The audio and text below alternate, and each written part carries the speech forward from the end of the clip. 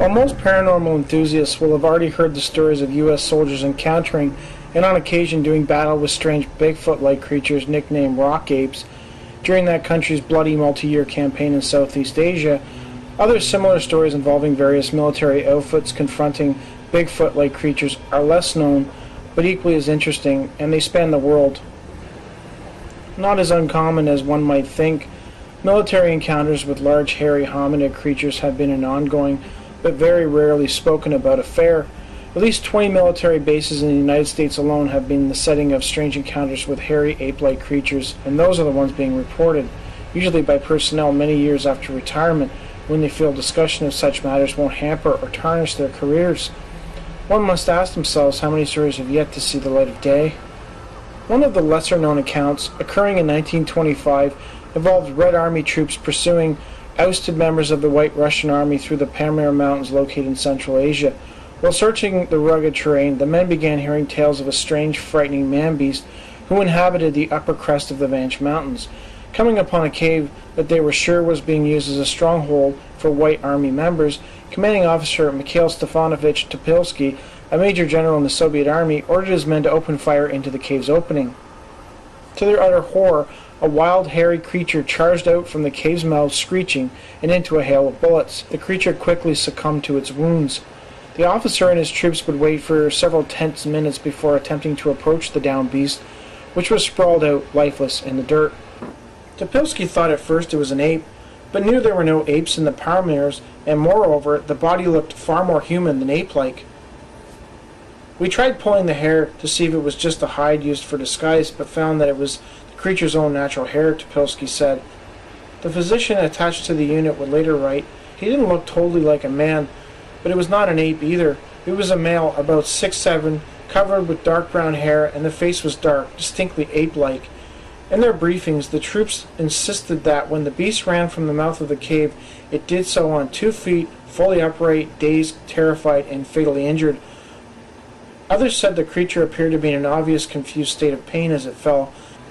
Unable to carry the body of the massive creature with them, they buried it under a stone-covered cairn near the mouth of the cave. Odette Chernin offered a variation of this story in her book The Yeti. In her version, Topilsky and his team found one of the surviving White Army guerrillas alive in a cave in the Paramount Mountains. The frightened man told them that while in the cave, he and his comrades were attacked by several ape-like creatures. They fought back. In her account, Topilsky ordered the rubble of the cave searched, and the body of one of the creatures was found. In both tellings of the story, Topilsky and the physician made extensive, detailed notes of the creature. Regardless of which version you want to believe, it does appear something very strange occurred in the Paramount Mountains. On October 10, 2003, a pair of SAS soldiers set out into Ormeau, a hinterland town in the Gold Coast in Queensland, Australia, to search for the legendary creature, which was being seen quite frequently in the area at the time. After setting up camp in a semi-dense area of the fort, the two men, both armed with rifles, flashbang grenades, and scopes, set about keeping an eye on the area in hopes of encountering the creature. As per their military training, they kept detailed notes of what occurred that evening. At around 10:30 that night, one of the men noticed a figure in the woods. He estimated that it was a 7-foot-tall male hominid. It had a sulfur smell that lingered in the area. For the next 2 hours, the fully enraged creature stalked the two terrified SAS officers through the woods, growling, screaming, and shaking the forest around them. The two men emptied several clips into the foliage. As well, all flashbang grenades in their arsenal were used in an attempt to keep the creature at bay. At no time did I or we believe what we saw was human, one of the men said. Speaking to an investigator, one of the men involved in the Ormeau SAS incident admitted that even though he and his friend had served in many war zones around the world, whatever this thing was and what happened that night truly frightened him. He believed that the only thing that kept the creature from getting to them was the flashbang grenades, which seemed to momentarily startle the creature. He believes that if he had been unarmed and encountered the creature, he would most likely not have survived. I certainly believe that people may have been taken or attacked by it, as it was certainly aggressive enough. Former police officer David Playas, author of the Missing 411 books, detailing thousands of true cases in which people seem to have vanished into thin air in the various forests and national parks in North America, has long surmised that Bigfoot might be behind at least some of the missing people reports he's come across. This report seems to somewhat confirm it as a possibility. I think it is possible that, had any people met this creature alone in its territory, they would be very lucky to get out unscathed, if at all. As I stated, it was probably one of the scariest few hours I've ever experienced, one of the SAS men said. An interesting note that when compiling case studies for their book involving encounters in the Ormo region, the Yowie, Paul Cropper and Tony Healy elected not to include the story, if only because they found the credibility of the witnesses whom they admit they've never spoken to dubious. The biggest problem being the type of weapons the men were using are illegal in Australia, and it's very unlikely they could have been involved in a full combat scenario as they described without authorities being notified. Another researcher who claimed to have investigated the area afterwards confirmed down trees and bullet holes in the places where the men claimed that they were. Another more believable story involving a special air service sniper and a possible encounter with a Bigfoot occurred in Liverpool Creek, Queensland. Tom Floyd, a former instructor at the Land Command Battle School at Tully and now a corporate trainer based in Townsville, related a story to John Anderson of the Townsville Bulletin about an incident in 1987 in which a sergeant was sent to a ridge where he had to maintain an observation post looking down into the upper regions of Liverpool Creek. It was a 3-day hike in the middle of nowhere, right up in the ranges deep in the jungle. He stayed there in the same position, looking down into the top section of the creek for 3 days.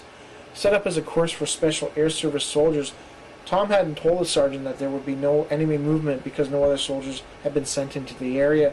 Nobody came or went. The sergeant was entirely on his own. Tom had assumed the patrol report would be completely without incident.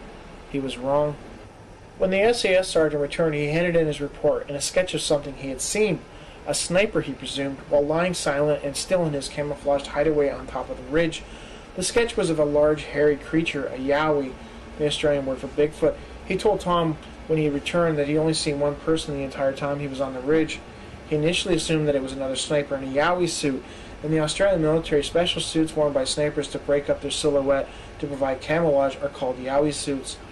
It was then that Tom told the sergeant that there was no one else there. He was alone in that ridge for 3 days. No one else had been given the okay to enter. There were no snipers, no soldiers, no trainees anywhere near that ridge or along Liverpool Creek.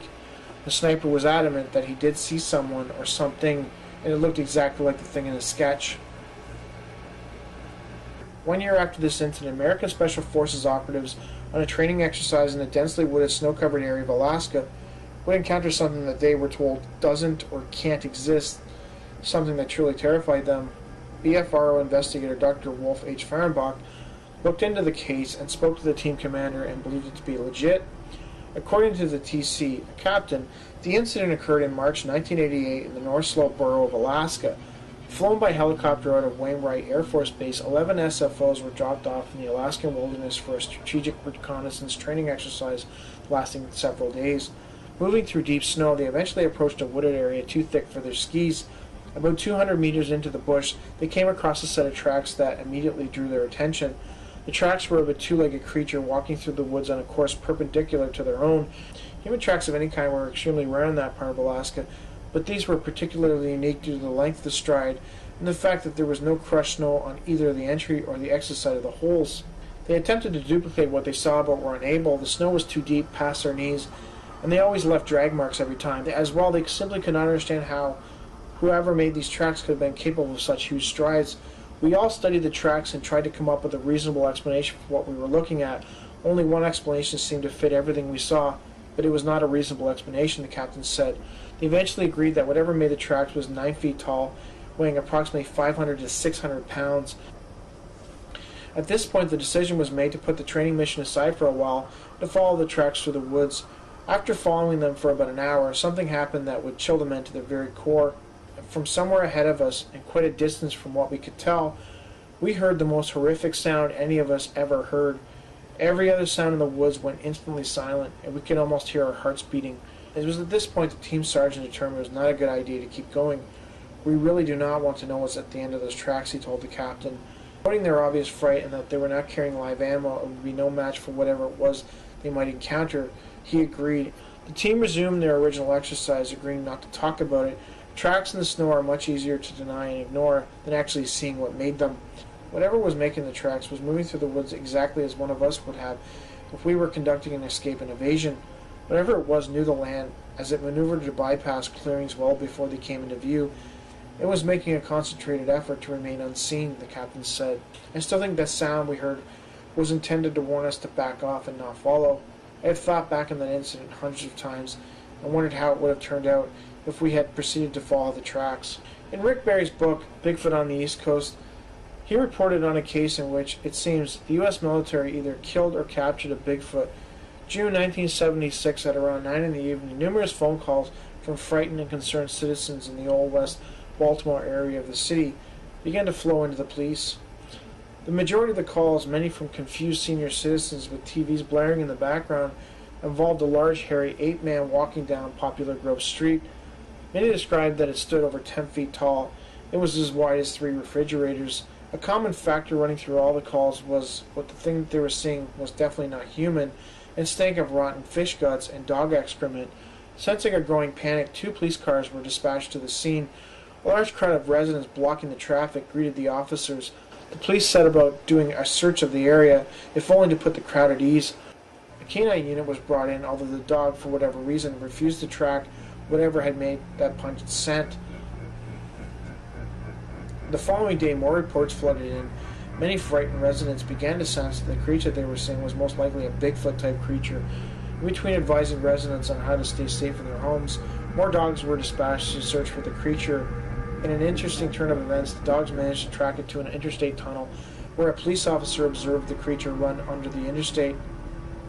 A few weeks later, the creature reemerged, and this time the U.S. Army personnel were called in to deal with it.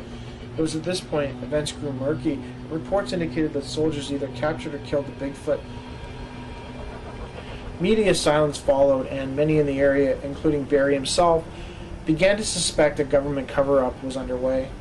In the next episode, I will follow this trail further and look into the extent to which government or other forces, including and possibly the Men in Black, are involved in covering up the Bigfoot phenomenon.